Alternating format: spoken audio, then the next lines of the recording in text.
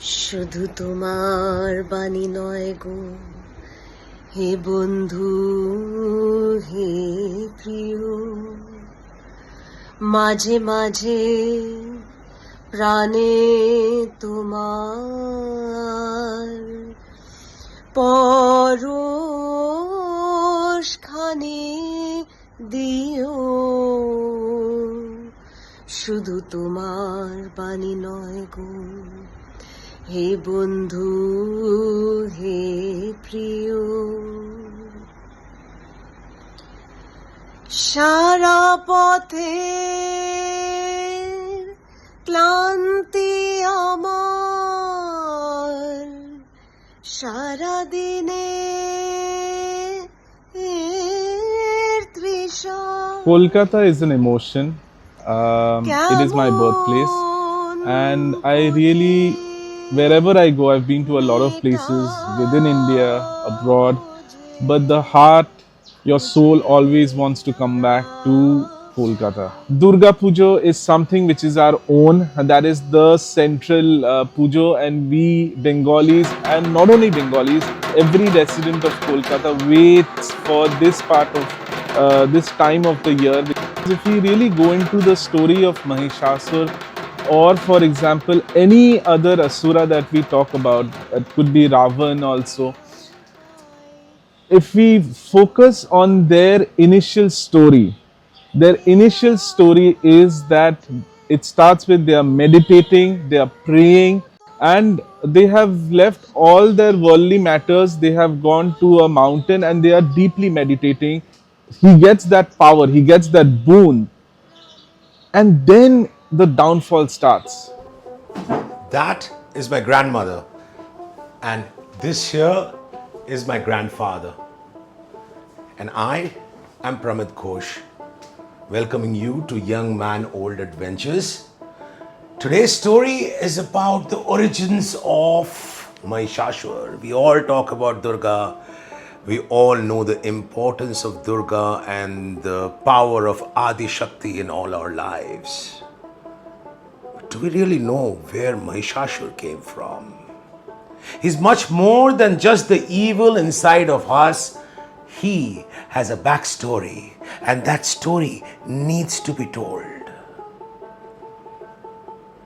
That story illustrates why power corrupts and absolute power corrupts absolutely. Where did Mahishasur come from?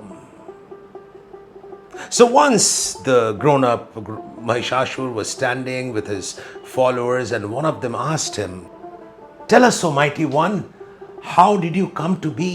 How were you born?" And Mahishasur replied, "I am the descendant of Daksha, the Prajapati. The same Daksha who is the father of Diti and Aditi, who gave birth to the gods and the demons. The same Daksha who was the father of Sati,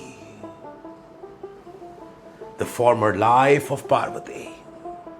That same Daksha had a daughter called Danu, and Danu begot children who were known as Danavs, Asuric beings who were not just Asura. Two sons, Rambha and Karamba. Both Rambha and Karamba decided to do penance so that they could get the boon of invincibility. So Rambha entered the flames of a fire and started praying to Lord Agni, and Karamba went under the water and started praying to Lord Varuna. But then Indra came in the way. Indra? Yes, Indra, the coward. The god who was jealous of everybody and everything. He came in the way. He got scared that if these brothers became invincible, they would destroy the Devas. And perhaps his fear was not unfounded. He went inside the water, took the shape of a crocodile, and chewed away Karamba, killing him on the spot. and then he entered the fire to fight Rambha. But Lord Agni, the god of fire, intervened. He had been pleased by the penance of Rambha. He had a fight with Indra. He prevailed. Indra ran away. He protected Rambha.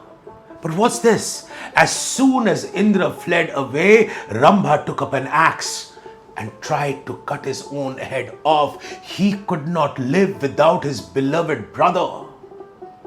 Agni stopped him. Agni stopped him. Agni saved him twice, once from Indra and once from himself. Agni told Rambha, I'm pleased with your austerities. What is it that you want? Rambha asked for a son, an indomitable Danav who would go on to conquer the Brahmand, who would go on to defeat Indra. Agni blessed him. That now you can have a son from the female of any species. Any species? Yes, any species. Humankind or animal, it doesn't matter. And that's exactly what happened. In time, Rambha fell in love with a Mahishi, a Shiva fellow. And they begot me, the son, Mahishasur. I am invincible. I have conquered all the three worlds. But now I want more. That is what Mahishasur said.